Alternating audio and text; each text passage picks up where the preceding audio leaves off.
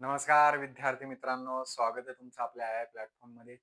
विद्यार्थी मित्रांनो, आपली आरंभ संस्कृतची सीरीज जी चालू आहे त्यामध्ये जवळ-जवळ 6 ते 7 चॅप्टर पहिले कंप्लीट झालेलं आहे.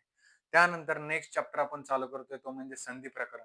सर्वात इम्पोर्टंट चॅप्टर आहेत हे 2 संधी आणि याच्यानंतरचं समास प्रकरण. जवळ-जवळ दोन्ही चॅप्टर मिळून 30 मार्कचं वेटेज आहे यांचं आणि एस-ए-क्यू मध्येच 5 मार्क आणि एल-ए-क्यूला 10 मार्क असे 15 मार्कचं वेटेज संधी प्रकरणाला आणि सेम समास प्रकरण पण असंच आहे. एस-ए-क्यूला 5 मार्कसाठी आणि एल-ए-क्यूला 10 मार्कसाठी असे 2 क्वेश्चन विचारले जातात. तर विद्यार्थी मित्रांनो, हे संधी प्रकरण आपल्याला एकदम डिटेलमध्ये शिकायचं आहे आणि एकदम सोप्या पद्धतीनं. हे सोप्या पद्धतीनं संधी सॉल्व्ह कशी करायची, आन्सर कसे नोट डाउन करायचे, त्याचे कसे फाइंड आउट करायचे ट्रिकद्वारे ते आपण शिकूया. पहिले तर समजून घेऊया आपण संधी म्हणजे काय, संधीचे प्रकार किती आहेत हे आज आपण शिकून घेऊया. विद्यार्थी मित्रांनो, संधी प्रकरणमध्ये पहिल्यांदा जर समजून घ्यायचं झालं तर संधी म्हणजे काय? संधी म्हणजे परसन्निकर्ष संहिता. एका सूत्राद्वारे जर समजून घ्यायचं झालं, की संधी म्हणजे काय? तर परसन्निकर्ष संहिता. परसन्निकर्ष संहिता. याचा अर्थ असा होतो, की जेव्हा 2 वर्ण एकमेकांच्या अतिशय जवळ येतात आणि त्यांचा विकार होतो, तेव्हा त्याला संधी असं म्हणतात. काय? नोट डाउन करा तुम्ही व्याख्या. जेव्हा 2 वर्ण एकमेकांच्या जवळ येतात, मग ते स्वर असो, व्यंजन असो वा कोणतेही असो. म्हणजे जेव्हा एकमेकांच्या जवळ येतात आणि त्यांचा विकार होतो, तेव्हा त्याला संधी असं म्हटलंय. म्हणजे विद्यार्थी मित्रांनो, आता इकडे बघा. आता मी एक शब्द घेतो. उदाहरण बघा इकडं. उदाहरण बघा. आता उपेंद्र घेतला. तुम्हाला एक्झामला आलंय उप, उप प्लस इंद्र ही एक संधी आली एक्झामला तुम्हाला. पहिले तर मी काय म्हटलं तुम्हाला संधी म्हणजे जेव्हा 2 वर्ण, मी वर्ण म्हणतोय मग त्यामध्ये स्वर पण असतील किंवा व्यंजन पण असतील. जेव्हा 2 वर्ण एकमेकांच्या अतिशय जवळ येतात तेव्हा त्याला संधी असं म्हणतात. कारण त्यांच्यामध्ये काय होतं विकार होतो. काय होतं त्यांच्यामध्ये विकार. आता इथे तुम्हाला एक्झामला क्वेश्चन आलाय उप प्लस इंद्र असा एक क्वेश्चन आलाय आणि याच्यामध्ये विचारलं ही संधी कोणती आहे? याचा संधी करा. याचा संधी करा. मग असा एक्झामला कसं येतं संधी करा आणि संधी विच्छेद करा. म्हणजे एखादा शब्द येतो त्याचा विच्छेद करा म्हणजे ते डिव्हाइड करा. कसं? असं डिव्हाइड करा किंवा असा येतो यांच्यापासून एक शब्द बनवा ऍड करून. अशा प्रकारे क्वेश्चन येतो. आता इथं काय आलंय उप प्लस इंद्र. आता बघा इथं कसं ओळखायचं दोन वर्ण कसे एकमेकांच्या जवळ आले. उप यातला शेवटचा वर्ण अक्षर बघायचा त्याच्यात लागणारा वर्ण बघायचा. आता उप च्या शेवटी कोणता वर्ण लागतोय बघा बरं. अ लागतोय का? बरोबर आहे का? वर्ण लागतोय.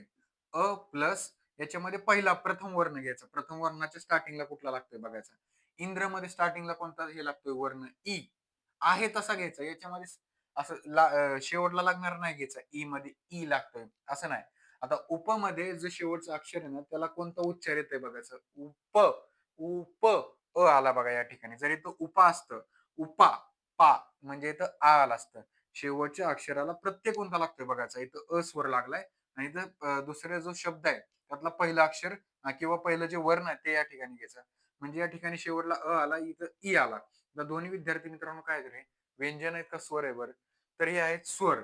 जेव्हा दिलेल्या पहिल्या शब्दाच्या शेवटी स्वर लागतो आणि दिलेल्या शेवटच्या शब्दाच्या सुरुवातीला स्वर लागतो. त्या ठिकाणी कोणती संधी लागते? स्वरसंधी. जर याच ठिकाणी प नंतर जर इथं जर मी असं पाय मोडलेला प दिला असता, मग तो सरळ सरळ व्यंजन आहे. बरोबर का? हा कसा आहे पूर्ण व्यंजन आहे. म्हणजे हा कसा तयार झालाय पाय मोडलेला प्लस कसा तयार झालाय? हा जो प आहे तयार कसा झालाय रे विद्यार्थी मित्रांनो? प्लस असा तयार झालाय. बरोबर आहे का? एक्झामला कसा आलाय तो? अशा प्रकारे आलाय. म्हणजे पूर्ण दिलाय या ठिकाणी. मग या ठिकाणी कोणती संधी होईल? स्वरसंधी. आणि व्यंजन संधी कधी झाली असती जर क्वेश्चन मध्ये असं दिलं असतं तर या ठिकाणी कसं असतं तर पाय मोडलेलं असतं तर या ठिकाणी पाय मोडलेला प असतं तर कोणती संधी झाली असती? व्यंजन संधी. कारण इथं अर्धवट प आहे. मग आहे तसा प घ्यायचा या ठिकाणी.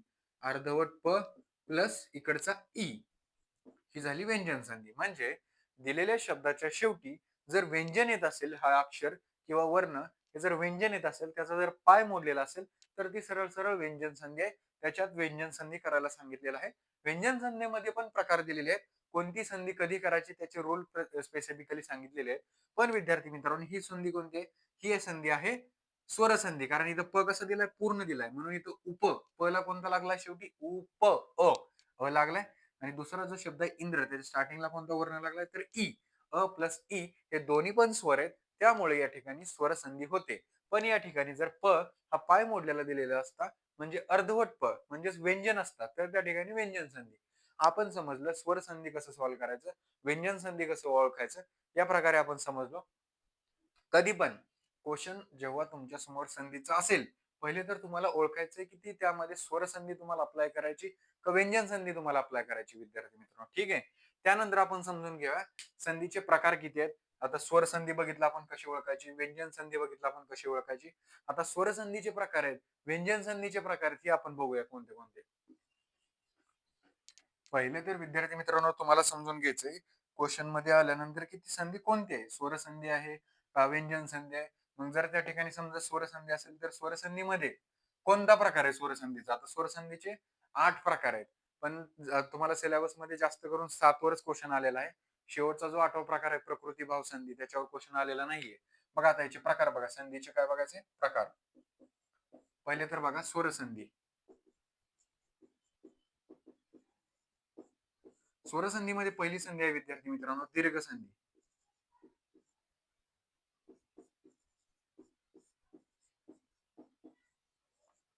दीर्घ संधी. दुसरी आहे गुणसंधी. हे कशाचे प्रकार आहेत स्वर संधीचे. गुणसंधी. त्यानंतर आहे वृद्धी संधी. वृद्धी संधी. त्यानंतर 4 नंबरला आहे यन संधी.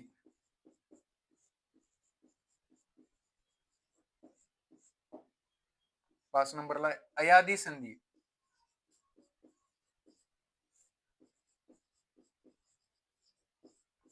त्यानंतर 6 नंबरला आहे पूर्वरूप संधी. पूर्व रूप संधी. आणि शेवटला आहे 7 नंबरला पररूप संधी.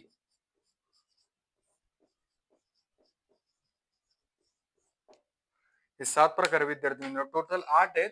पण शेवटचा जो 8 प्रकार आहे प्रकृती भाव संधी, प्रकृती भाव स्वर संधी, याच्यावर क्वेश्चन विचारलेला गेलेला नाहीये, त्यामुळे आपण ते घेणार पण नाहीये. हे 7च प्रकार तुम्ही एकदम चांगल्या प्रकारे लर्न करायचे, कारण साथीवर पण क्वेश्चन आलेला आहे आणि सर्वात इम्पॉर्टंट आहे ते साथी पण स्वराच्या संधी.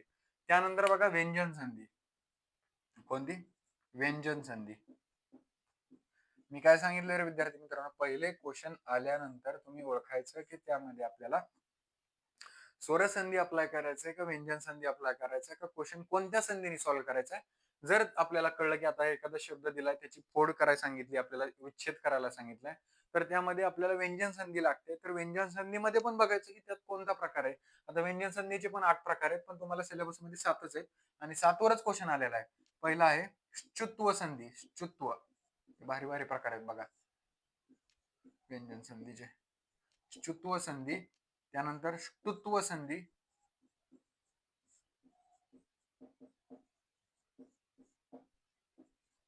त्यानंतर आहे जशत्व संधी. जशत्व संधी.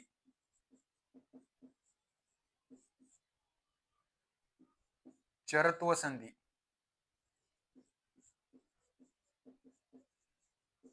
छत्व संधी.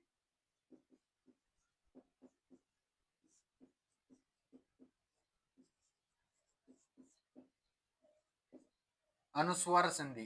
अनुस्वार आणि अनुनासिक शेवटचे दोन. अनुस्वार आणि अनुनासिक.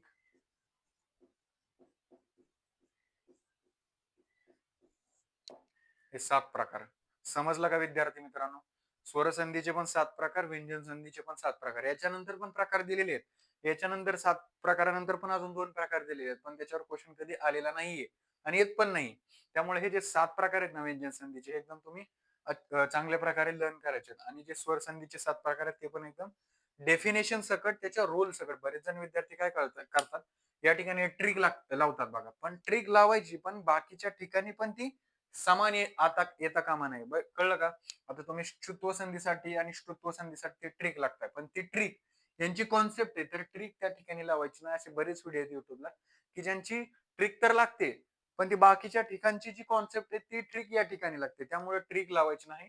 तुम्ही कॉन्सेप्टद्वारे सगळे टॉपिक समजून घ्यायचे संधीचे, आणि एकदम सिंपल प्रकारे मी तुम्हाला शिकवणार आहे. आणि तुम्ही फक्त ते लर्न करायचे चांगल्या प्रकारे आणि समजून घ्यायचे कॉन्सेप्टद्वारे. बघा स्वर संधी झालं, व्यंजन संधी झालं, आणि तिसरा शेवटचा प्रकार आहे विसर्ग संधी. विसर्ग संधी. हा जेव्हा टॉपिक चालू होईल तेव्हा मी तुम्हाला डिटेलमध्ये सांगणार आहे विसर्ग संधी. विसर्ग संधीमध्ये बरेच जण कन्फ्युज राहतात हे सॉल्व्ह कसं करायचं. आपण एकदम सोप्या पद्धतीने विसर्ग संधीवर एक लेक्चर घेणार आहे सेपरेट. पहिले तर तुम्ही स्टार्टिंगला समजून घ्या प्रकार संधीचे. 3 प्रकार आहे: स्वर संधी, व्यंजन संधी, विसर्ग संधी. त्यानंतर दीर्घ संधी, गुण संधी, वृद्धी संधी, यन संधी, अयादी संधी, पूर्वरूप संधी, पररूप संधी. हे त्याचे 7 प्रकार आहेत स्वर संधीचे. व्यंजन संधीचे पण 7 प्रकार आहेत आणि विसर्ग संधी आपण डिटेल एक लेक्चर घेणार आहे त्याच्यावरती. तर विद्यार्थी मित्रांनो, आज आपण शिकलो संधी म्हणजे काय. तर संधी म्हणजे काय जर सांगायचं झालं तर एका सूत्राद्वारे आपण सांगू शकतो. परसन्निकर्ष संहिता. जेव्हा शब्दामध्ये जवळजवळ दोन वर्ण येतात, वर्णामध्ये मग ते स्वर पण असतील किंवा व्यंजन पण असतील. जर ते जवळ आलेले स्वर असतील तर ती स्वरसंधी. मग ती स्वरसंधीमध्ये कोणत्या प्रकारची संधी आहे ते आपण त्या रूल नुसार बघायचं. आता प्रत्येकाचा एक रूल आहे. दीर्घ संधीमध्ये कसं ओळखायचं की ती दीर्घ संधी आहे त्याचा रूल आहे. प्रत्येक संधीचा एक एक रूल आहे. जर ते वर्ण एकमेकांच्या जवळ येणारे ते जर व्यंजन असतील तर ते व्यंजन संधी. व्यंजन संधीमध्ये पण प्रकार आहेत त्याच्यामध्ये. ते आपण त्यांच्या त्यांच्या कॉन्सेप्ट नुसार समजून घेऊया. आणि त्यानंतर विसर्ग संधी. विसर्ग म्हणजे आता तुम्हाला माहिती आहे, हा विसर्ग लागतो बघा. ठीक आहे. आपण संधी म्हणजे काय शिकलो, संधीचे प्रकार शिकलो, संधीमध्ये त्यांचे स्पेसिफिकली प्रकार शिकलो. तर आपण नेक्स्ट लेक्चर मध्ये स्टार्टिंग करणार आहोत पहिल्यापासून स्वरसंधीपासून. एक एक कॉन्सेप्ट घेणार आहे विद्यार्थी मित्रांनो आणि डिटेलमध्ये शिकवणार आहे. 15च्या 15 मार्क तुमच्या हातात आपण गेन करू शकतो जर तुम्ही डिटेलमध्ये लेक्चर नोट डाऊन केले, कॉन्सेप्ट समजून घेतले आणि ऍप्लिकेशन बेस्ड क्वेश्चन सॉल्व्ह केले. आपण याच्यामध्ये ऍप्लिकेशन बेस्ड पण क्वेश्चन घेणार आहे. क्वेश्चन वरूनच कॉन्सेप्ट समजून घेण्याचा प्रयत्न आपण या लेक्चर मध्ये केलाय. आणि संधी आणि समास जर तुमच्या फिंगर टिप्सवर असतील विद्यार्थी मित्रांनो, तुम्हाला पार्ट 2 मध्ये अन्वय लेखन असेल. बऱ्याच गोष्टी आहेत की ज्याच्यामध्ये तुम्हाला ह्या गोष्टी कामाला पडणार आहेत. संधी विच्छेद असेल, समास असेल. आणि संधी चांगलं येण्यासाठी तुम्हाला सगळ्यात महत्वाचं आहे माहेश्वरी सूत्र येणं. कारण माहेश्वरी सूत्रातले प्रत्येक प्रत्याहार आपल्याला इथे लागणार आहे. आपण प्रत्याहार तयार करायला शिकलो होतो. प्रत्याहार म्हणजे काय आपण सांगितलं होतं, पहिला वर्ण आणि शेवटचा हलंत हलंत सूत्र किंवा हलंत जो वर्ण आहे शेवटचा इथं संज्ञक, ते शिकलो होतो आपण. त्या प्रत्याहार सगळ्या संधीमध्ये लागणार आहेत आपल्याला. त्यामुळे तुम्ही पहिले तर समजून घ्या प्रत्याहार म्हणजे काय, माहेश्वरी सूत्र सर्वांनी लर्न करायचे. त्यानंतरच संधीचे लेक्चर बघण्यास त्यांनी स्टार्ट करायचे. तर विद्यार्थी मित्रांनो, आपण नेक्स्ट लेक्चर मध्ये स्टार्ट करूया स्वरसंधी. भेटूया आपण लवकर नेक्स्ट लेक्चर मध्ये. Stay high at your learning.